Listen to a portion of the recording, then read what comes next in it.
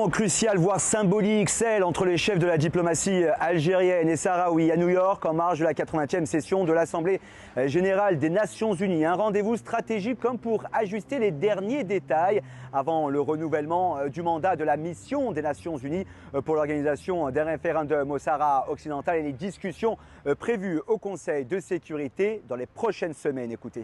Cette rencontre a permis une concertation et une coordination autour des développements récents concernant la question du Sahara occidental, en préparation des prochaines échéances nationales sur ce dossier, que ce soit au niveau de l'Assemblée générale ou du Conseil de sécurité. La réunion a également permis de passer en revue les interventions enregistrées lors du débat général de l'Assemblée générale, notamment celles exprimant leur soutien au droit du peuple sahraoui à l'autodétermination, conformément aux principes du droit international et aux résolutions pertinentes des Nations Unies. Et ce référendum d'autodétermination est le point d'orgue des revendications sahraouies et algériennes, mais inconcevable pour le Maroc, dont les soutiens pour le plan d'autonomie sous souveraineté marocaine ne cessent d'augmenter. Pour l'ONU, ce dossier est face à un vide politique en l'absence d'un référendum et couronné d'un cessez-le-feu rompu depuis 2020. Des discussions prévues dans les semaines à venir, basées sur les rapports de l'envoyé personnel du secrétaire général Staffan de Mistura, après ses visites dans les territoires concernés. Des discussions qui s'annoncent tendues au vu du grand nombre de membres qui soutiennent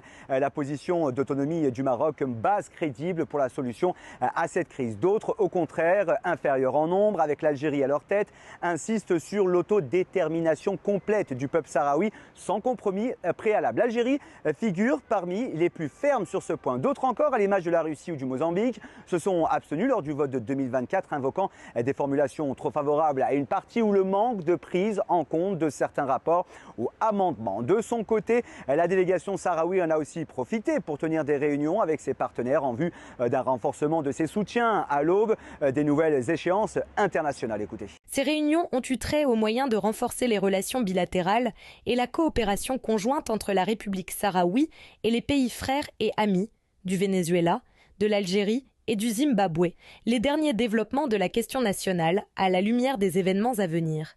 Les réunions bilatérales ont également été l'occasion pour les ministres des Affaires étrangères de réaffirmer les positions fermes de leur pays sur la question du Sahara occidental en exprimant leur soutien inconditionnel à la République arabe sahraoui démocratique et au droit légitime du peuple sahraoui à l'autodétermination et à la liberté, ainsi que leur engagement de continuer à défendre la cause sahraoui dans les forums internationaux. Alger, soutien historique du Front Polisario, continue de défendre à l'ONU une lecture strictement décoloniale de la question sahraoui, rappelant à chaque occasion que le Sahara occidental reste inscrit depuis 1963 sur la liste des territoires non autonomes et qu'il ne saurait être